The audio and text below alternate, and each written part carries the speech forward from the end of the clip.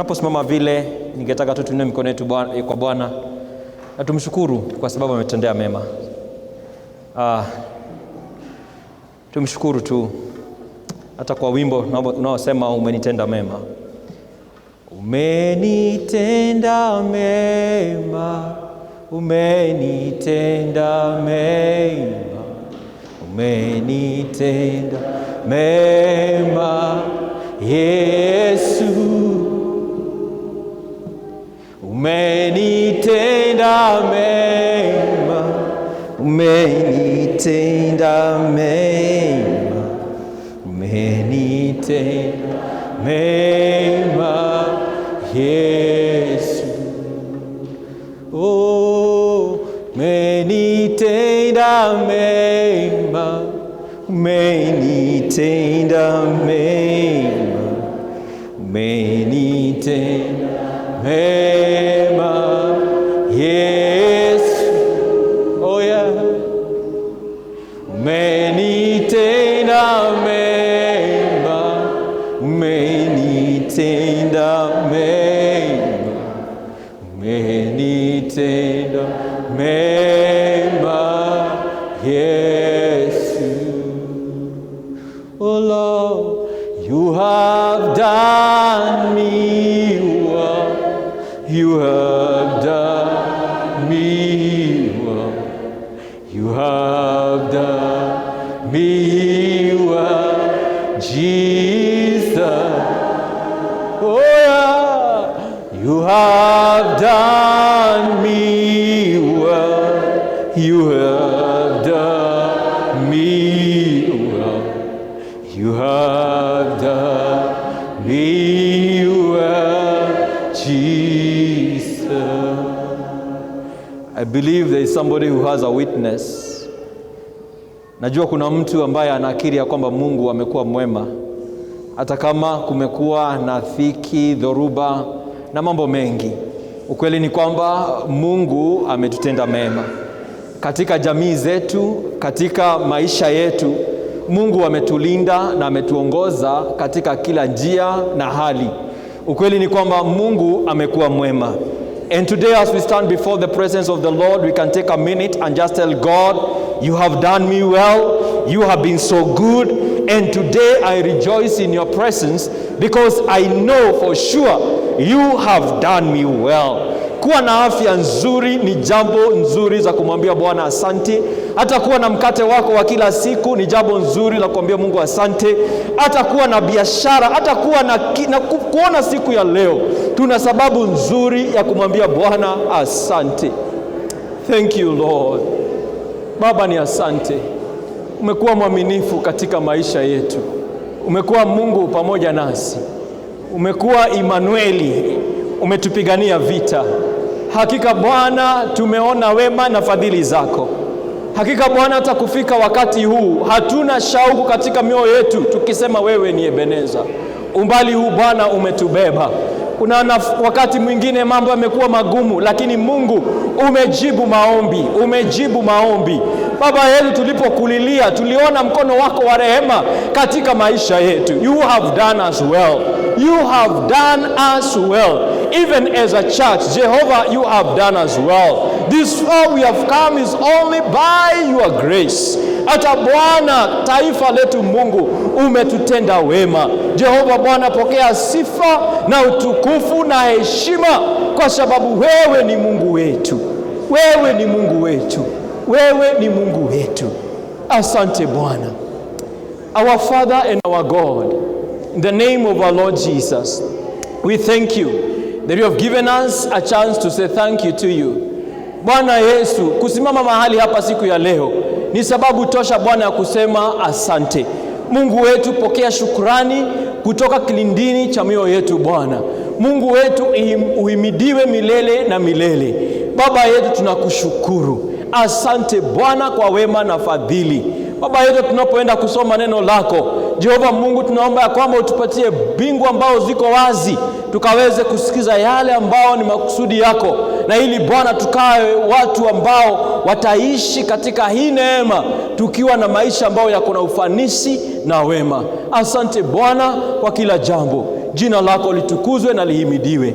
We thank you for this privilege, Lord, of being called your sons and daughters this hour. We believe in you that we are all going to be blessed because we came into your house. And everybody say, Amen. May the Lord bless you. May the Lord do you good.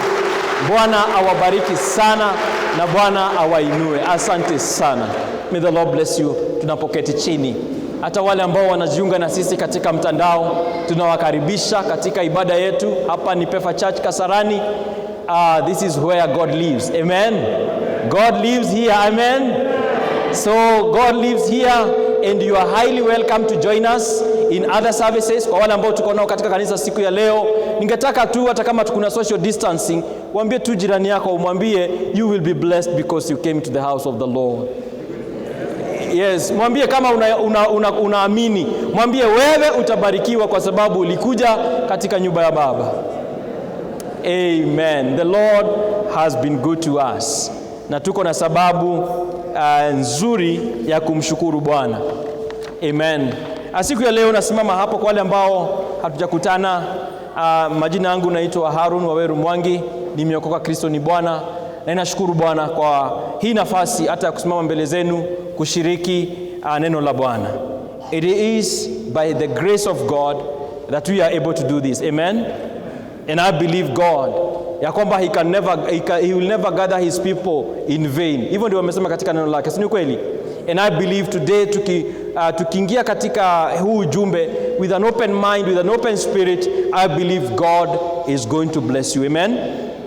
Tumekuwa na msururu wa mafunzo ambao mchungaji amekuwa akitupeleka, and we thank God last week as we came to the end of the series on the prudent use of our tongues. Tumekuwa na mambo mengi ambayo tumejifunza.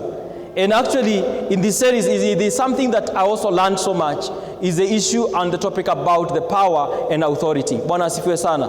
Nikajua ya kwamba when you have power you have the ability, but when you have authority you have the legitimacy. Yani uko na haki ya kuexercise zile nguvu ambazo umepewa. Bwana asifiwe sana. Na kweli sisi tunapotumia our tongues na maneno yetu, we can exercise this power in Christ Jesus. Asubuhi wale ambao tulikuwa nao during our first service, tukabarikiwa sana, and this is something that God has been speaking to me about our lives as believers. Vile ambavyo wakati tunapitia hali ngumu na mambo mengi katika hii dunia na katika huu ulimwengu, najipata in most cases how we interpret our world and how we live our world, tunaangalia na macho ya kimwanadamu. In most cases we react and we also go to God in prayer like we are working from a position or a situational disadvantaged position. Tunaangalia vile ambavyo mambo ni magumu, but today in the morning we were learning we can take our rightful position in Christ, and going forward we can activate the word of God in our lives using our positional advantage rather than our situational disadvantage. Bwana asifiwe sana. Na in the second service ningetaka niwapeleke hatua mbele kidogo. Na today I want us to discuss. Nitakuwa mwalimu zaidi siku ya leo rather than a preacher. So please welcome, and I believe as we go into this topic, maisha yetu yatakuwa challenged, and all of us as believers we will learn what God na vile Mungu anakusudia kufanya na maisha yetu. Ujumbe siku ya leo nimeuita how to live a fulfilled life. How to live a fulfilled life. Katika utangulizi ningesema hivi: life is not about satisfying our earthly appetites and needs.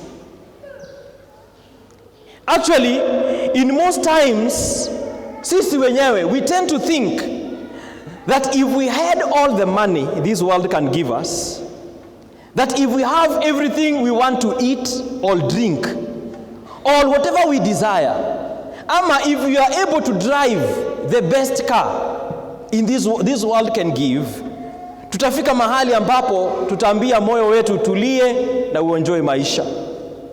Bwana sifiwe sana.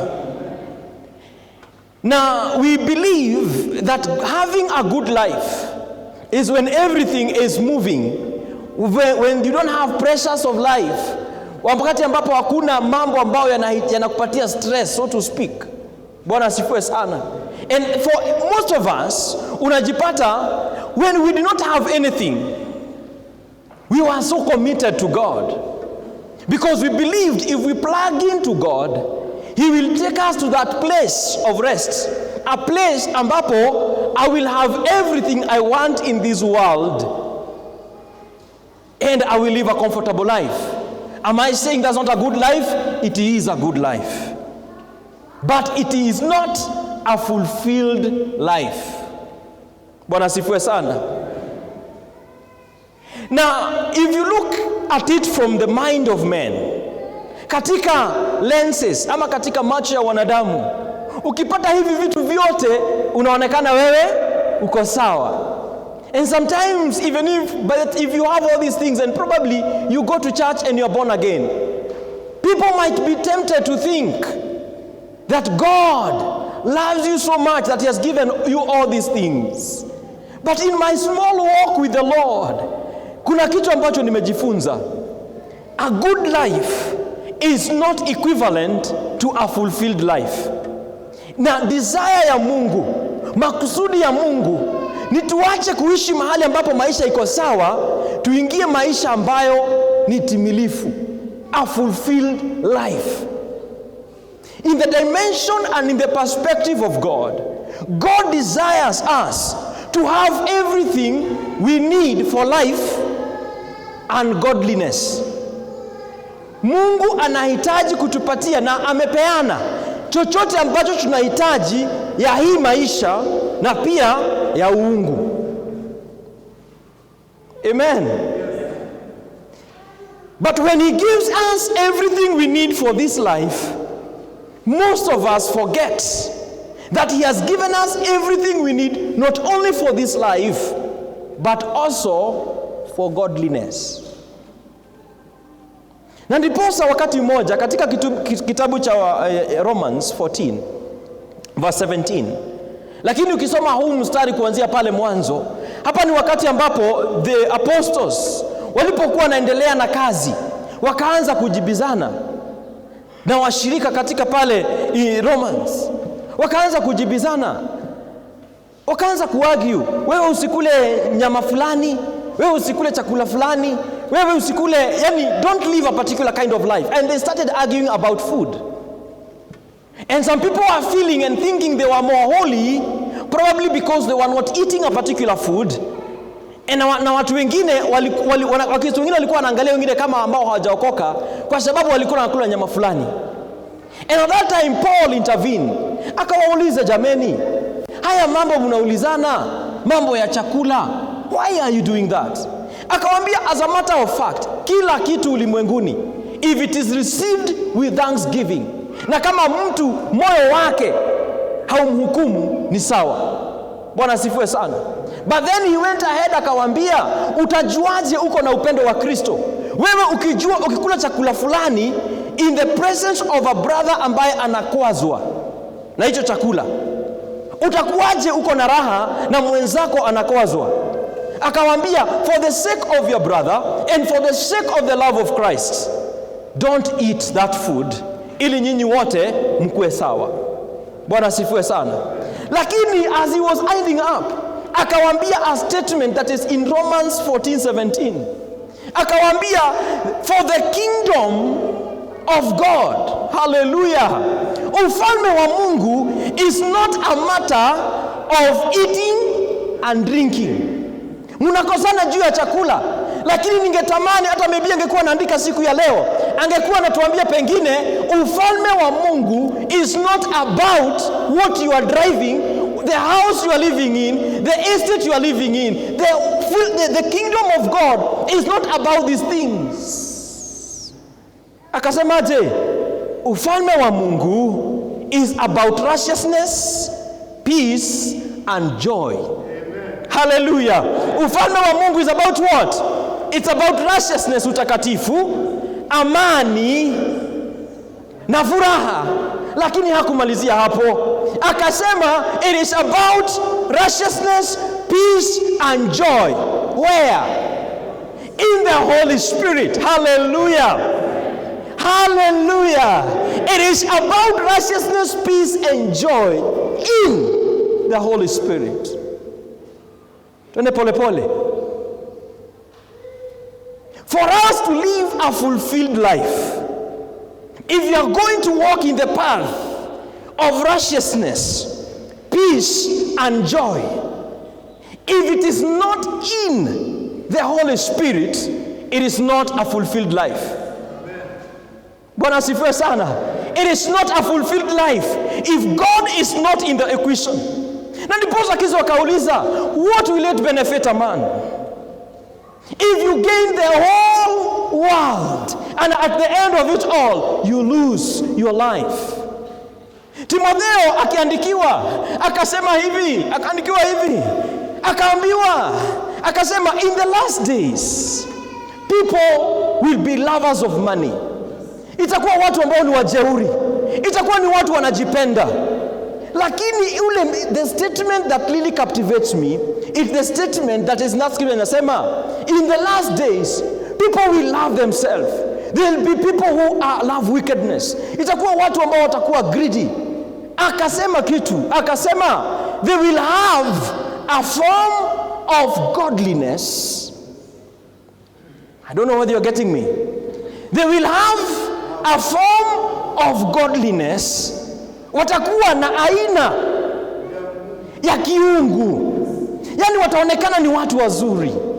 Wataonekana ni watu wako na cheo.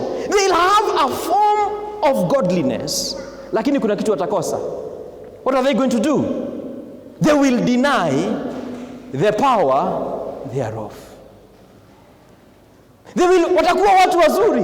They'll have a form of godliness, but they shall deny the power thereof. Brethren, you could be living a good life and having a form of godliness, but you are walking without power. For a believer, that is not a fulfilled life, because there is something that was meant for you, but you are not experiencing it. I pray to God that as we continue learning from the scriptures, you will understand that it is okay to have a good life, but there is a deeper end of having a fulfilled life. God, I desire not to have a form of godliness. I want to be godly, and I want to experience the power that made Jesus to resurrect from the dead. I want to experience it. So the more God blesses us, brethren, the more God expands our territories, the more God expands our horizon, the more we need to get deeper into Him. Amen. Wakati Mungu anakubariki zaidi, when God answers your prayers, it is not time for you to be busy. Hallelujah. It is time for you to be more busy in the business of the kingdom. But what are we doing as believers? When God expands our horizon, we start having a form of godliness, and we refuse and forfeit to walk in power. And that's why when we are singing this song that says, I know who I am. I'm walking with power. I live a life of favor because I know who I am. Most of us, when you are singing that song, you have a form of godliness. But power in your life, you know the good thing with what I'm sharing, the witness is in your heart. The witness is in your spirit. You know, there are people who can say today, those days, hizo siku, I used to, hallelujah, hizo siku, nilikuwa na kiu, hizo siku, je leo, If God is the same yesterday, today, and forever, why is it that you look at yourself today and you start feeling, my walk with Christ, my experience with Christ ilikuwa nzuri siku za kitambo? Nataka nikupatie mtihani kidogo. Hizo siku za kitambo, you did not have what you have. Praise be to God. I'm not saying we are not busy. We are busy. But the more you get busy, the more you need to get more invested in the kingdom of God. And if you do so, you will live a life of peace, joy, righteousness in the Holy Ghost. Praise be to God. Praise be to God. And it is the same question Jesus was faced with. Na hii ni andiko tumelizoea na tutalisoma. If you look at Matthew chapter number 6, Jesus alipata hili swali na akagundua that people were so busy. But what were they busy looking for? They were so busy looking for what they are going to eat. Angalia yale mambo unafanya kila siku. Unatafuta nini? Mkate wa kila siku, si kweli? What you are going to eat, what you are going to wear, and what you are going to drink. Hallelujah. And Paul says in Romans, the kingdom of God is not about eating and drinking. It's about what? It's about righteousness, peace, and joy. Where? In the Holy Spirit. The Holy Spirit will not dwell in your life. Roho Mtakatifu hataishi katika ndani yako if your spirit is not aligned to God.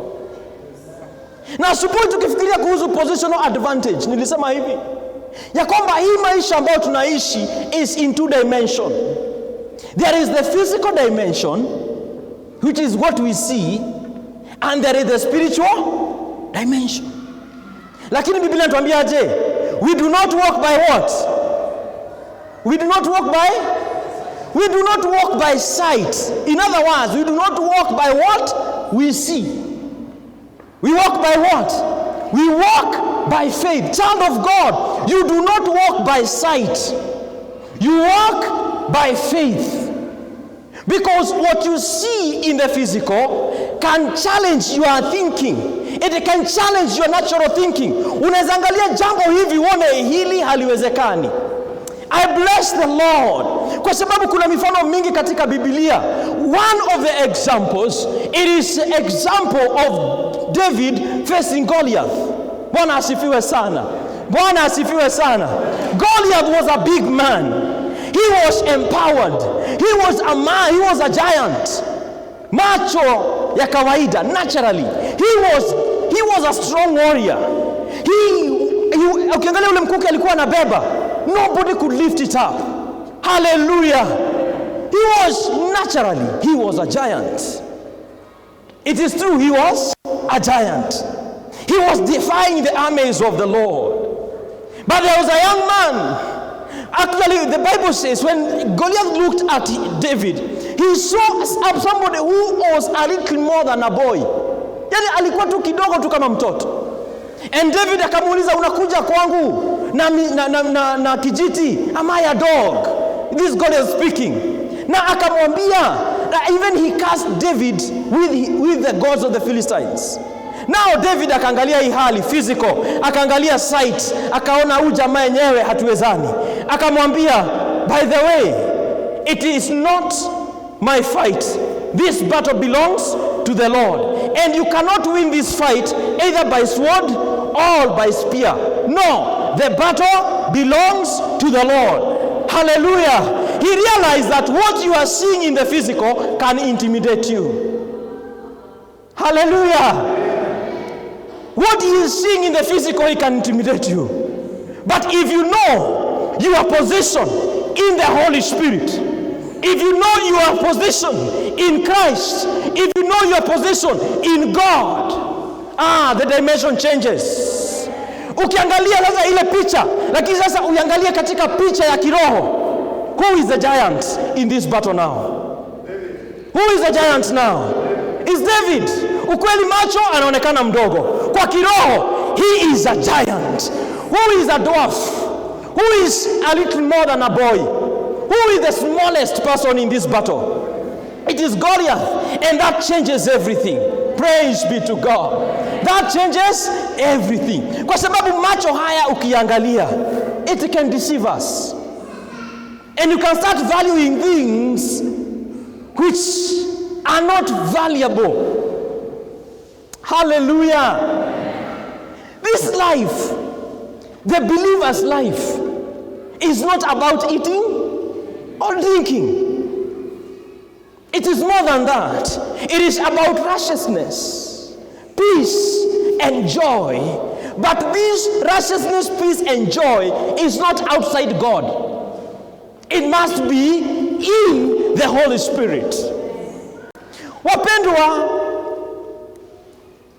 we are created by God as very unique people. Because kwa huu ulimwengu mzima, it is only me and you who are created in the image and in the likeness. Wachana image kwanza. Angalia likeness. Likeness means similarity. Amen. Yani Mungu akikuangalia hivi wewe ni kama Mungu. For God to interact with us who are physical, He has to interact with us at the spiritual level. Kwa sababu the likeness God sees in us is not flesh and blood. Because God does not have flesh and blood. But there is something in me that is like God. Are we together? And what is like God is my spirit. So when God comes to visit me, He doesn't visit me and I see Him, He has come through the door. I feel Him where? In my spirit. And when He operates in my spirit quickens my mind to understand that the Lord is speaking. Bwana asifiwe sana. Do you want to live a fulfilled life? If you want to live a fulfilled life, you cannot live this life outside the Holy Spirit. Praise be to God. Is the Holy Spirit still with you? Is your spirit still activated that you are sensible? That if God speaks, you are able to pick His frequency. My friend, you are not able to pick the frequency of God by your mind. Bwana asifiwe sana.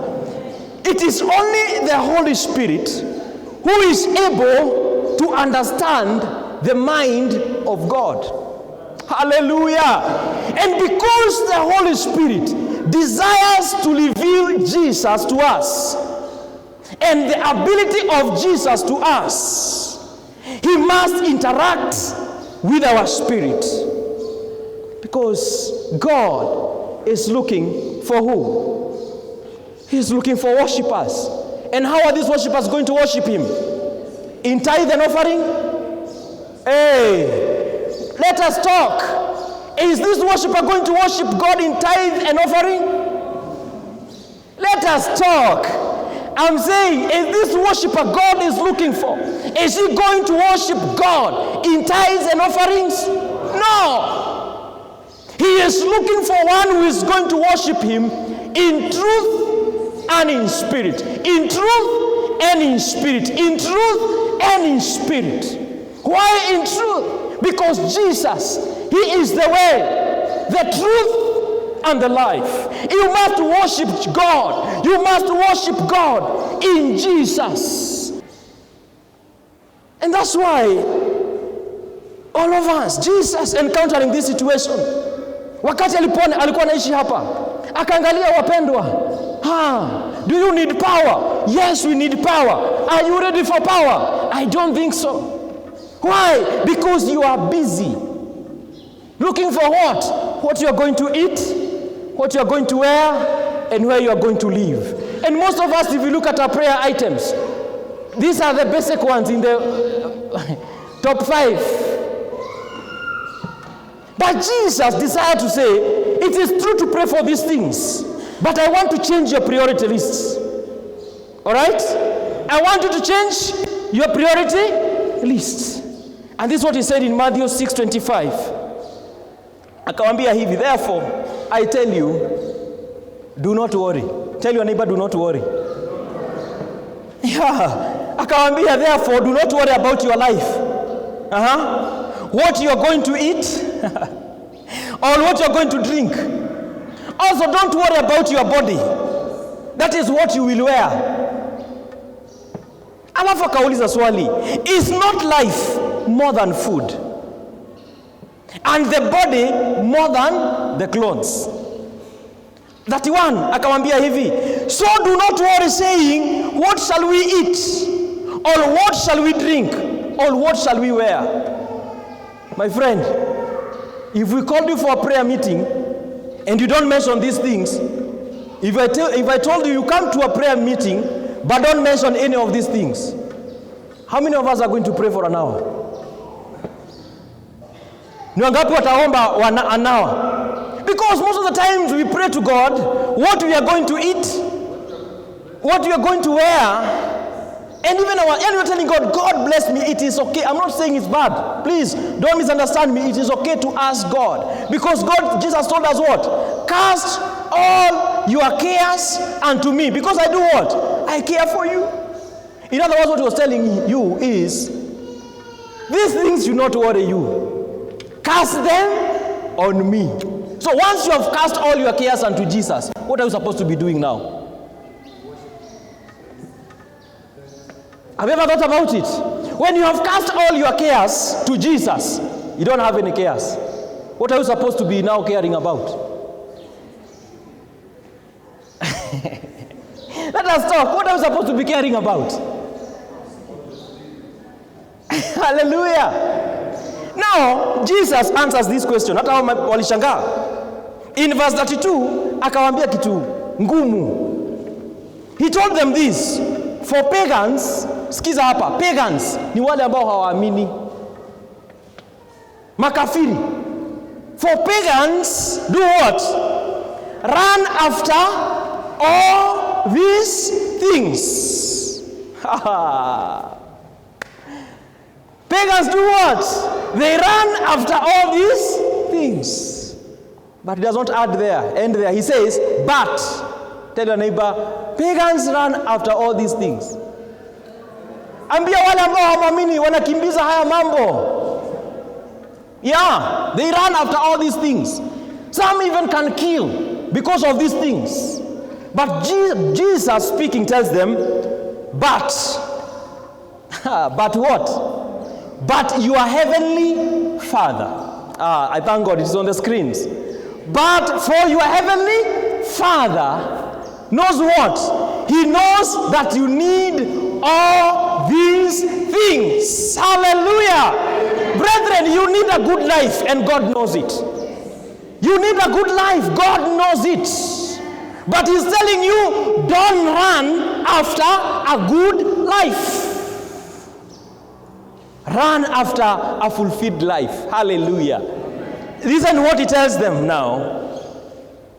He says, your heavenly Father knows that you need them. 33. But what do you do first? But seek first his kingdom and his. For the kingdom of God is not about eating and drinking. The kingdom of God is not about what? Eating and drinking. It is about righteousness. Therefore, seek first his kingdom and his righteousness. When you seek his righteousness, then peace and joy shall be added unto you in the Holy Spirit. So, he says, seek first his kingdom and his righteousness, and all these things shall be added. And every says shall be given to you as well. Amen. So So when you cast all your cares to God, what are you supposed to be doing? Seeking his kingdom and his righteousness. Seeking his kingdom and his righteousness. Hallelujah. Na haya mengine yote tutaongezewa, tutapewa. Actually, NIV says, will be given to you as well. Why will it be given to me? Because my Father. Hallelujah. Because my Father, he knows. Hallelujah. Hallelujah. And therefore, as you sing the song, I know who I am. In other words, what you are saying, I know who my Father is. I am walking in power, not because of my power, because Jesus said, all authority in heaven and on earth has been given to me. And therefore, when I'm walking in power, I am taking advantage of my positional advantage in Christ. Hallelujah. And therefore, when I say I know who I am, it is not my name.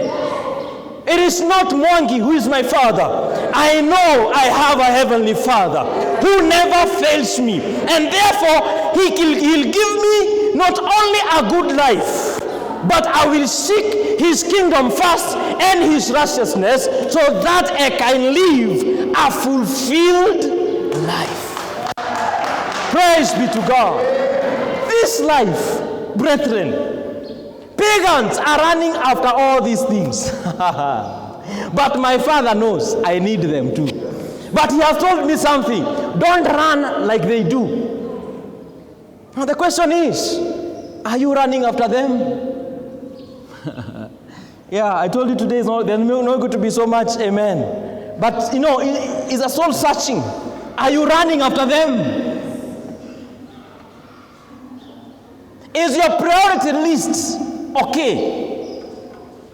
Some of us, we run after these things. And we are tired, we are busy.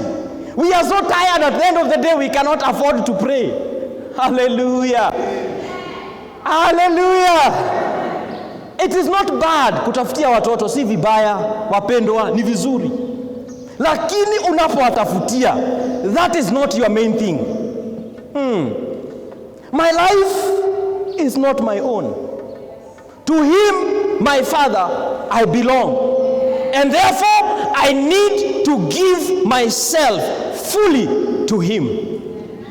And whatever he blesses us with, it is an overflow of the grace of God. When we come to offer our sacrifices of tithes and offering, we are not doing it to worship him. No. We are coming to tell him, thank you, God. You have honored your word. You have blessed my going out and my coming in. I have a fruit now to tell you, thank you. And therefore, don't think that whatever is in your wallet is what you use to worship God. No. Bwana asifiwe. And that's why God was challenging the Israelites. And he was telling them, please, I wish you would render your hearts and not your clothes. Manake wao wakikosea Mungu, what were they doing? Walikuwa wanararua manguo, lakini mioyo yao ilikuwa inabaki mawe. Mungu anawaambia, I wish nguo zenu zingekabaki vile ziko, lakini mioyo yenu muirarue mbele zangu. Then I would have shown my strength in your life. Na sometimes sisi ambao tumeokoka, mioyo yetu haivunjiki. Hallelujah. Tunakaa comfortable. Tukija church ni masaa. Am I speaking to somebody? Tukija church, this guy is boring. Seek ye first his kingdom and his righteousness.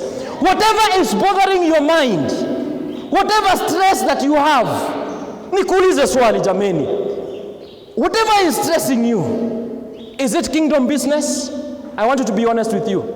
Be honest with yourself. Ile kitu imekufanya usilale jana, is it kingdom business? Yeah, is there anybody who is crying? Anajiuliza, uinjilisti bana. TCS for Church Kasarani. Where do we need to take evangelism in the next level?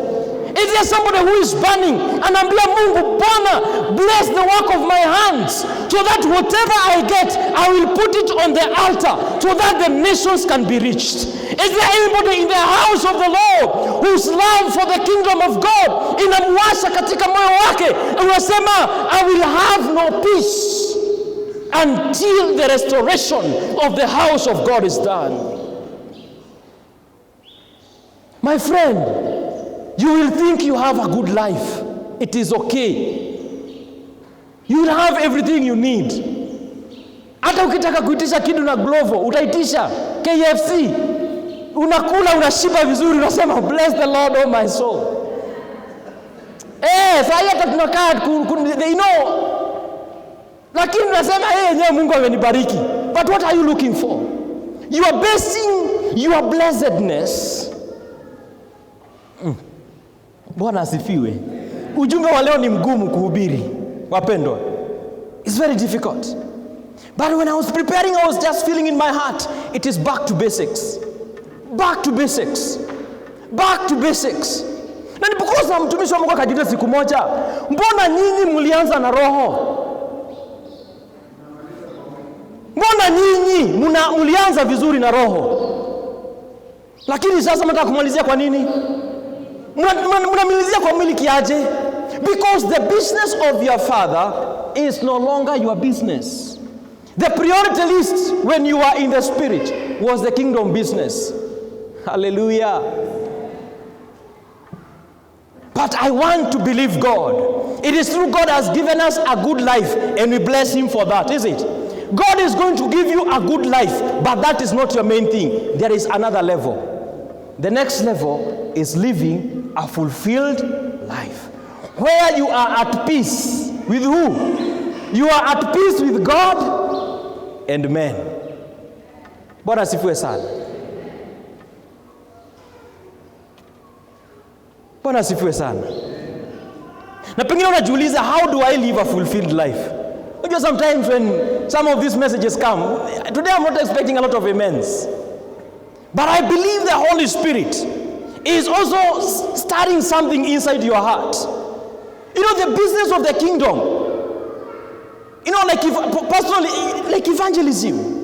When was the last time we burned so much and we stayed here late night praying, God, we want to win this estate. We want to win Mweki for Jesus. When was that time that it was everything that you are living for? Bwana asifiwe sana. Bwana asifiwe sana. The business of our Father is in ruins. And I'm not saying only here, I'm saying in the country. Why? We have so many believers. All right? But the priority list has changed. And sometimes God was saying, you guys, you honor me, you praise me with what? With your lips. You praise me with but your heart is very far from me. Mpaka Mungu anasema, I wish only you rendered your heart that I may come closer to you. Bwana asifiwe sana. So the same question you are dealing with today in today's sermon is also the question that was raised in the book of Deuteronomy. It's surely true. And Moses took time to explain to the children of Israel what it means to live a good life. But also he gave them caution. Akawaambia, if you want to live a fulfilled life, this is what you must do. Bwana asifiwe sana. And please go with me to the book of Deuteronomy chapter 8. Chapter 8. It answers the question, how do we live a fulfilled life? Yani tutaishi maisha ambayo yana utimilivu, maisha ambayo ni yana utakatifu, maisha ambayo yako na amani, maisha ambayo yako na ushindi. Tutaishi haya maisha vipi? Moses tries to answer this question. My God. Are you there? All right, I thank God it's already there. If you cannot see it, you can read from the screens. Thank God for technology. This is a good blessing. The Bible says this, inaanza hivi. What does it say, the first two words? If you can read, soma kwa nguvu. Inasemaje? Be careful. In other words, kama ni Kiswahili ingesema aje? Kiswahili tahadhari, is it? Ama chunga? Bwana asifiwe sana. Chukua tahadhari, because there is danger. Aliwaambia hivi, be careful to follow every command I am giving you today. Hallelujah. So that you may live and increase and may enter and possess the land the Lord promised on oath to your ancestors. Angalia how the second verse inaanza. Inaanza na neno gani? Inaanza na neno gani? Unaweza soma kwa screen. Inaanza na neno gani? Remember. First verse nakwambiaje? Be careful. Wajua hili neno nikisoma, I have always read this chapter, but the way I saw it was very different. Akasema, I caused you to hunger. I humbled you, niliwanyenyekesha nikawafanya mpate njaa. And then feeding you with manna, which neither you nor your ancestors known. Alifanya hivi kwa nini? To teach you that man, to teach you what? To teach you that man does not live on bread alone, but on every word that comes from the mouth of the Lord.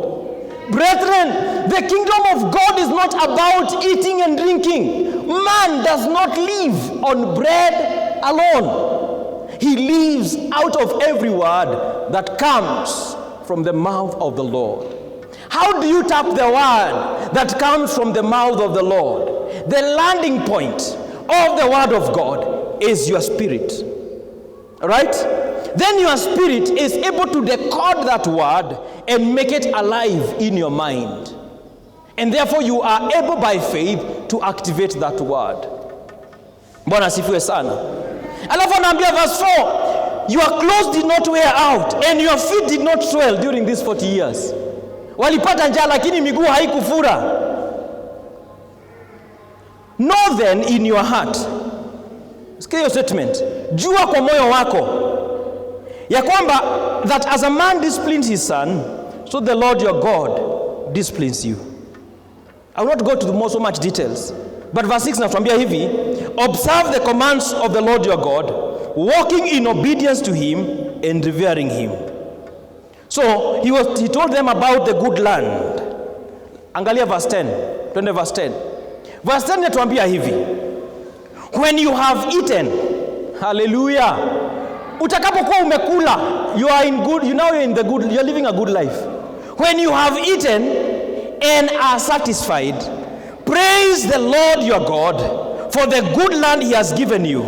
Verse 11, be careful. Yani tahadhari, that you do not forget the Lord your God. And how do you forget him? You forget the Lord your God by failing to observe his commands, his laws, his decrees that I'm giving you today. And verse 12 inakwambia hivi, otherwise, when you eat and are satisfied, when you build fine houses and settle down, and when your herds and flock grow large, and your silver and gold increase, and all you have is multiplied, then know in your heart. Ambia ndugu yako, dada yako, jua kwa moyo wako. Then know in your heart. The Bible says, then your heart will become proud, and you will forget the Lord your God, who brought you out of Egypt, out of the land of slavery. You need to read that scripture with the first statement in verse 12, which says, otherwise. In other words, usipo tahadhari, maisha yako yatakuwa hivi. You will forget the Lord your God. Hapo inaendelea kuambia verse 15, how he gave them manna, but my interest is to go to verse 17. Verse 17 nasema hivi, you may say to yourself, hallelujah, you may say to yourself, my power and the strength of my hands have produced this wealth for me. But remember the Lord your God. For it is he, tell your neighbor, it is he. It is He who gives you the ability to produce wealth. And by giving you this ability, so He confirms His covenant, which He saw to your ancestors as it is today. Verse 19, tukimalizia.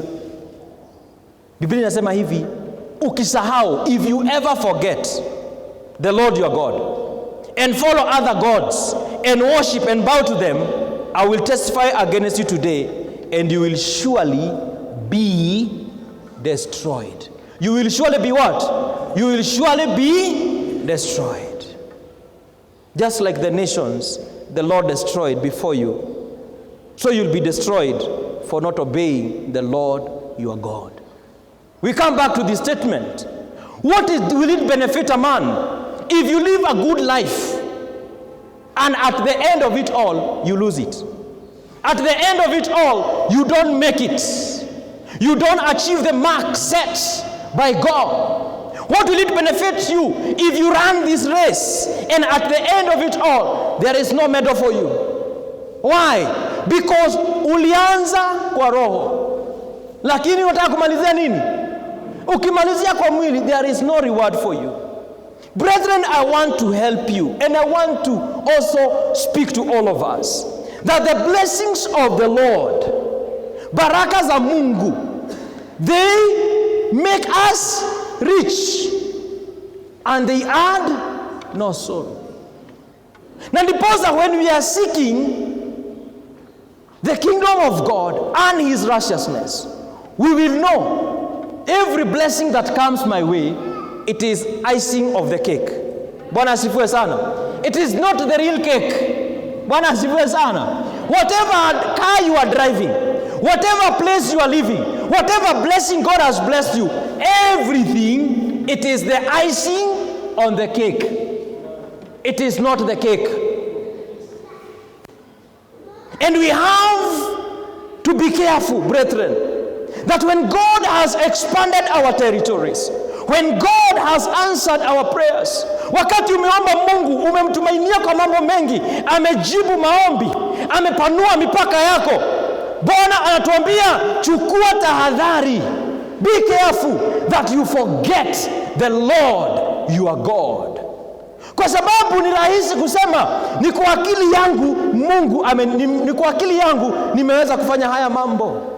Unaweza sema ni kwa ajili ya bidii yangu nimeweza kupata haya mambo yote. Bwana asifiwe sana. Kwani wakati ulikuwa unaanzia ukiwa mdogo, wakati haukuwa na kitu, wakati haukuwa na mbele wala nyuma, kwani haukuwa na hiyo mikono, kwani haukuwa na hiyo nguvu? Brethren, when God came into the equation, He changed everything. Bwana asifiwe sana. Na ndiposa Moses is telling the Israelites, please don't say to yourself, ati ni mikono yangu imefanya haya. Hapana, ni kwa neema wapendwa. Ni kwa neema. Ni kwa neema. Usitikie mali iingie kwa moyo wako. Usitikie elimu na mambo mengi ya hii dunia iingie kwa akili yako. Bwana asifiwe. Kwa sababu haya mambo yakiingia kwa moyo wako, yanaanza kumsukuma Mungu kando. Bwana asifiwe. And if you are going to have a relationship with anybody, hata wale ambao wako katika ndoa, relationship is built when you give time for each other.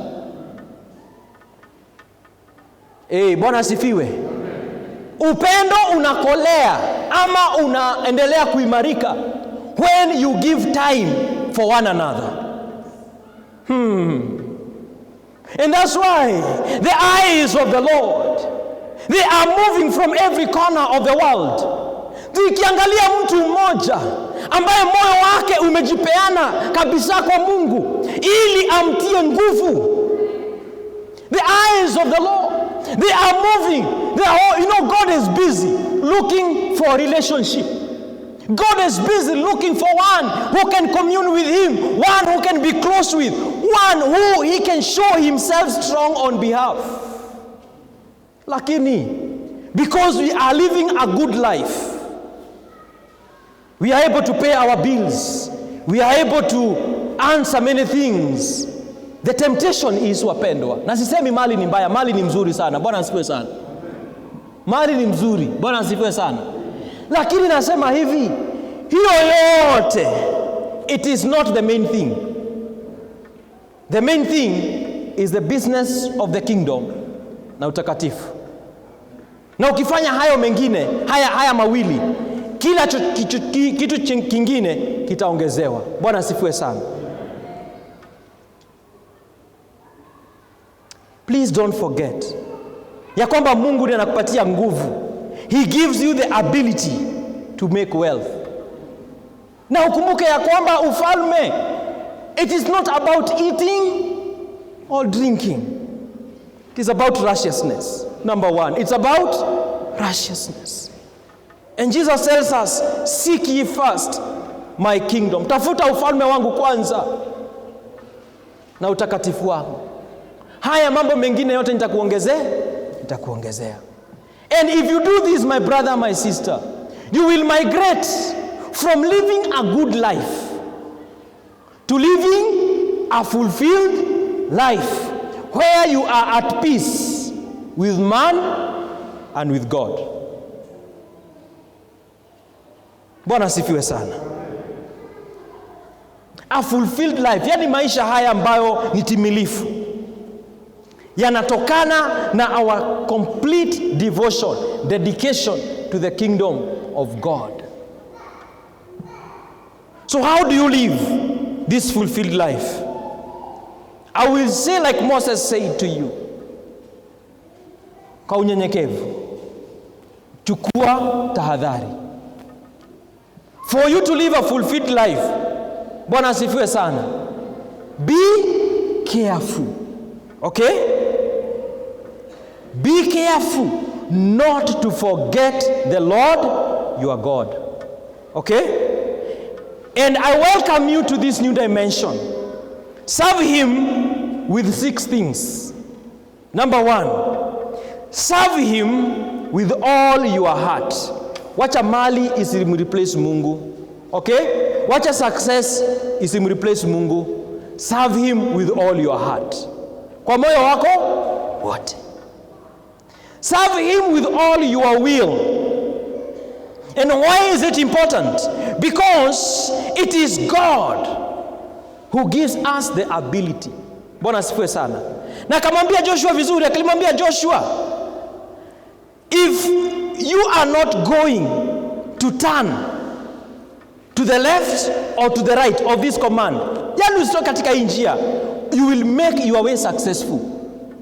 In other words, commit the whole of your will to God. He is the one who gives us the ability both to will and to do what is pleasing to our master.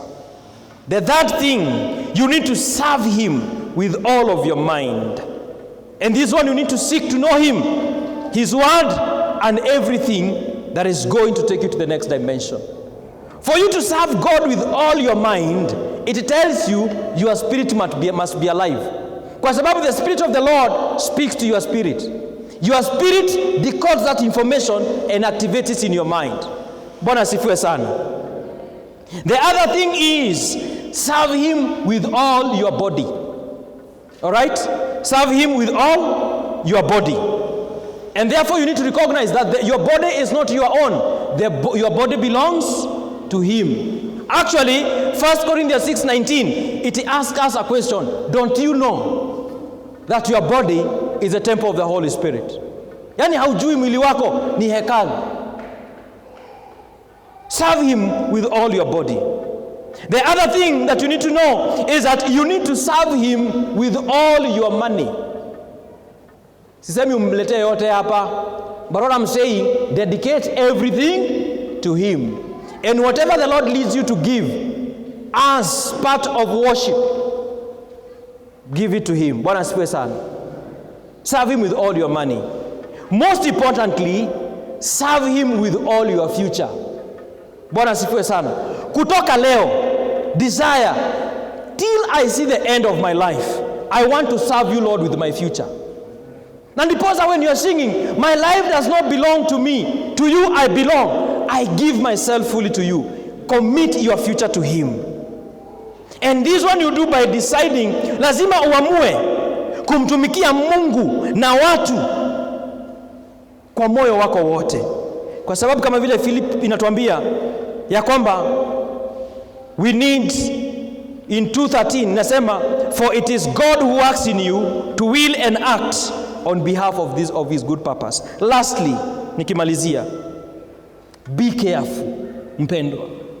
If you want to live a fulfilled life, tafadhali, I know we have sought a good life, it is okay, but God desire the next level of living a fulfilled life.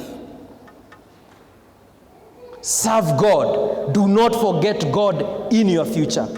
And please, don't have a form of godliness. Usikuwe na kitu ya alama ya a shade of God. No. Be like him. Because as Jesus is, so are we here on this world. Bwana asifiwe sana. Ya mwisho, na nafurahi kwa sababu mwalimu in the book of Ecclesiastes 12:13, Ecclesiastes 12:13 ina summarize kila chote ambacho nimesema siku ya leo. Inasema, now all has been heard. Yote tumeyasikia. Now all has been heard. Yani kila yote ambayo mwalimu alikuwa anataka kusema amesema, alafu anakuja conclusion. Akasema aje, here is the conclusion of the matter. Yani kesi imeisha. Hallelujah. Today I want to announce to you, please don't struggle with God. Kesi imekwisha. This is the conclusion of the matter. What does it say? This is the whole duty of man. To look for money? Hey, to look for money? Situsikizane. To look for money? To look for a big name? To look for fame? To seek beauty? This is the conclusion of the matter. In all your success, which God is going to give you, by the way. God is going to give you a lot of success. Pefa Kasarani, hear this. God is going to bless you more than you can imagine or think. Every prayer you have always told God, God, if only you will do this, He is going to do to you. But when He has fulfilled all that, be careful. Don't forget the Lord your God. Be careful to obey and follow all His commands. He is a good Lord. And He is able to take us to the next level. There is now no condemnation to anyone who is in Christ Jesus. Bwana asifiwe sana. But God wants us to go back to the basics. Penye tulianza na roho. Bwana asifiwe sana. Hata sasa tuko ndani ya roho. Lakini by the way we walk, sometimes the way we do things, inakupatia ishara ya kwamba Mungu anaendelea kuwa mbali. Lakini leo we can tell God we are coming back. Bwana asifiwe sana. Bwana tunarudi, si ni kweli? Tunarudi kutoka wapi? Mbali sana, kutafuta mali. Hallelujah. Ambia Bwana tunarudi leo. Bwana asifiwe sana. Na kutoka leo, because God wants you to serve Him with your future. From today going forward, let your life be different. Let us seek His kingdom first. And let us pursue His righteousness. Situinuke katika kwa miguu yetu jameni.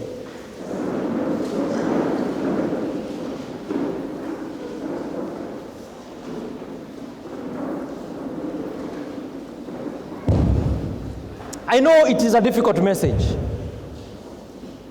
And as I told you, si ujumbe rahisi. Lakini I think ni ujumbe muhimu. Lest we forget the giver of everything we have. Bwana asifiwe sana. Na ninawaombea Mungu awapatie mali nyingi na zaidi. But when you'll be experiencing an overflow, let your heart also be overflowing in the things of God. Once you do that, you'll be experiencing righteousness, peace, and joy in the Holy Spirit. Na hakuna kitu ngumu itatushinda. Situinue mikono yetu juu kwa Bwana. Sijui amekunenea vipi. But you know the condition of your heart. That's the beauty of this sermon. Every one of us knows where they are with God. There could be some things you know. These are things, God, you have given me. You have given me these abilities. You have given me this talent. Kuna watu hapa ambao wamepewa vipawa. Kuna watu hapa Mungu amewakirimia mambo mengi. Kuna watu hapa ambao they are so gifted. Here in our midst. Even those of us watching us online. There are so many of us seated in our closet. Kuna wengi wetu ambao wameketi at the comfort of the good life God has given us. Kuna wengine wamesema nimefika pale ambapo nilikuwa nataka kufika. Lakini Biblia inatuambia hivi, utakapofika hapo, wakati umekula na umeshiba, tahadhari usimsahau Mungu muumba wako. Be careful to fear him and to serve him. Be careful to fear him and to serve him. Serve him with your heart, with all your will, with all your mind, with all your body, with all your wealth and money, and serve him with your future. We cannot redeem. Hatuwezi badilisha yale ambayo yametendeka miaka ambayo imepita. That is past. But God is giving us another future where we have an opportunity to make right anything that we have gone wrong. Lord, search our hearts. Lord, search our hearts. Wapendwa, tuendelee kumwita Mungu. Ambia Mungu tu atuangalie maisha yetu. Ask the Holy Spirit. Let's search our hearts. Are we so busy for God? Is the good life God has given us a distraction towards us worshiping him more? Oh God. Oh God. Oh God. Oh God. Oh God, forgive us. Bwana Yesu tusamehe. Tusamehe Bwana. Oh Bwana tusamehe. Oh tusamehe Jehova. Jehova tusamehe. Tusamehe Bwana. Tusamehe Bwana. Wakati mwingi Jehova tumekimbiza mkate. Tumekimbiza mavazi ambayo Bwana tutavaa, maisha ambayo tutaishi. Oh, the concern has been everything to make our life comfortable. My God. Wakati Bwana tumekula na tumeshiba, wakati Bwana umetupatia rest katika maisha yetu Jehova, ukweli ni kwamba at times Mungu tumesahau Bwana, tumesahau. Tusamehe Jehova, tuoshe Jehova. Siku ya leo Bwana tunarudi. Oh, tunarudi Jehova kutoka mbali. Tunarudi Jehova kutoka mbali. Oh Bwana tunarudi kutoka mbali. Oh Bwana tunarudi kutoka mbali. Kazi zetu zimetupeleka mbali, biashara zetu zimetupeleka mbali. Jehova, shughuli za kila siku zimetupeleka mbali. Baba, tunarudi siku ya leo. Tunarudi siku ya leo. Tunarudi siku ya leo Bwana. Oh Mungu, tunarudi siku ya leo. Tunakupa moyo wetu. We give you our heart. We give you our will, Jehovah. We give you our body. We give you our mind, Jesus. We give you our wealth, our health, Jehovah God. We give you our wealth, Jesus. We surrender all to you, Lord. We surrender all. My God, we surrender even our future. Jesus. Jesus. Jesus. Tusamehe Yesu. Maisha mazuri yamekuwa kama mtego. Ni kweli Bwana, tunapo mashamba yetu yaliponawiri, biashara zetu ziliponawiri, kazi zetu ziliponawiri, hata tulipopata mambo mengi yakipita katika maisha yetu, Baba, wakati mwingi mioyo yetu inashughulika na inaumia kwa ajili ya mambo ambayo yanatuhusu sisi, lakini si mambo ambayo yanahusu ufalme wako. Oh Mungu, ya kwamba utatuwezesha siku ya leo kurudi Bwana, kutenda kazi yako na maisha yetu, kutafuta uso wako, kutafuta ufalme wako kwanza na haki yako katika jina la Yesu. Thank you Lord. Thank you Lord. Thank you Lord. Thank you Lord. Thank you Lord. Thank you Lord. Holy Spirit, thank you that you're ministering in our hearts right now. We thank you, Holy Spirit, for the good work that you're doing in us. We thank you, Holy Spirit, because of bringing to us to this point of knowledge. For we know this is the whole duty of us who are alive today, to fear God and to serve Him and to do all His commandments. Jehovah God, help us. Oh God, Rico de Bozeke ne Mayanda. Jesus, Rico Zeke ne Mayanda, Rabosi, Kierebo Shanta Rababukai. You are God all by yourself, and there is no other God but you. You never send your word in vain. And I believe, Lord, many of us have been lifted up. I believe, Lord, many of us, Lord, have been placed to a point of knowledge. Let this word perform the work that you send it to do, Jehovah, for the glory, honor, and praise of your name. Asante Bwana. Asante Yesu. Asante Bwana.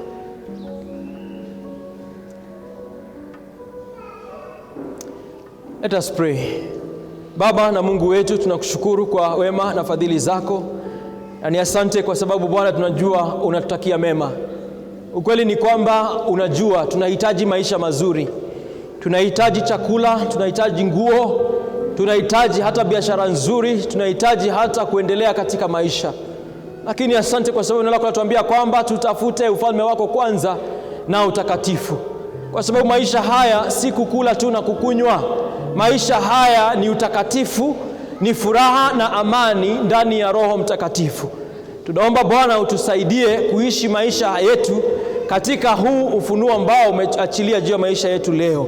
Tusaidie Bwana, tusiseme ya kwamba tukifanikiwa ya kwamba ni nguvu zetu ama ni bidii yetu.